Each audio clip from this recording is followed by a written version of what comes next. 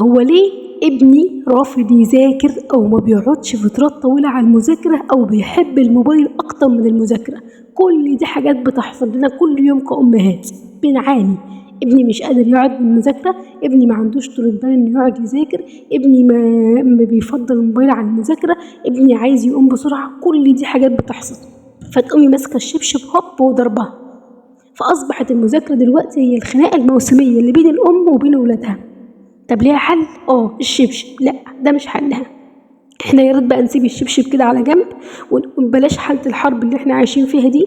انا عايزة دلوقتي ابني يكون متفوق دراسيا، بس علاقتي بيه ما تكونش سيئة وقت المذاكرة.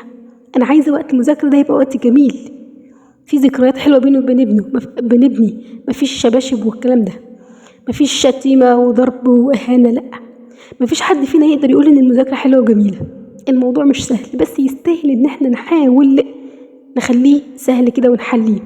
أول خطوة إنك تقربي لابنك وتفهمي طبيعته وتحترمي اختلافه، واسأليه انت تحبي نذاكر ازاي، او ممكن قولي بقى كده نخلي موضوع النهارده المذاكره بتاعنا ممتع ازاي. اسمعي منه، شوفيه جربي، لو فشلت التجربه جربي تجربه تانية، وسيله تانية. خلي بالك، في طفل حركي ممكن اتفق معاه مثلا ان احنا نذاكر نص ساعه وناخد بريك 10 دقايق استراحه 10 دقايق.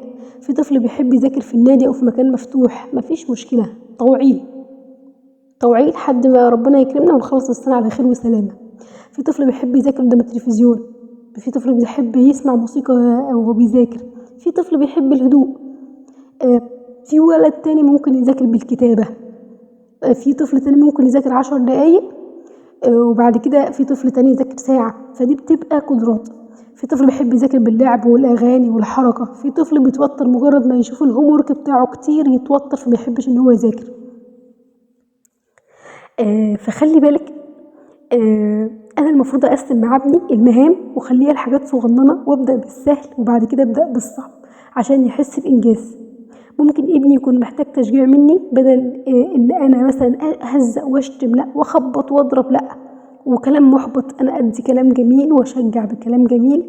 ممكن ابني يكره الماده، برضو كره للمادة يكون سبب في ان هو مش عايز يذاكر، صعوبة المادة او في عدم فهمه للمادة. انا ساعتها لازم اعمل احببه في المادة، اني اغير المدرس بتاعه لو في مشكلة في المدرس. ابني ممكن يكون برضو مش عايز يذاكر علشان انا مهتمية باخوه اكتر منه او باخته اكتر منه، فعاوز يلفت انتباهي عشان اكون دايما جنبه، بيغير من اخوه الصغير مثلا، او بيعند او بيتحداني، فعشان كده انا بقوم اضربه واهينه. فانا مش عايزاك تضربيه ولا تهينيه. حافظي على ابنك، حاولي معاه، وان شاء الله باذن الله تجيبي نتيجه. لو وصلت لهنا يبقى اتمنى من ربنا ان الفيديو يعجبك، وانك انت استفدت فعلا، وان الفيديو حقق مشكلتك وحلها لك. لو فعلا عمل كده، علقي بتعليق جميل او كلمه جميله ودعوه منك لمس ايمان.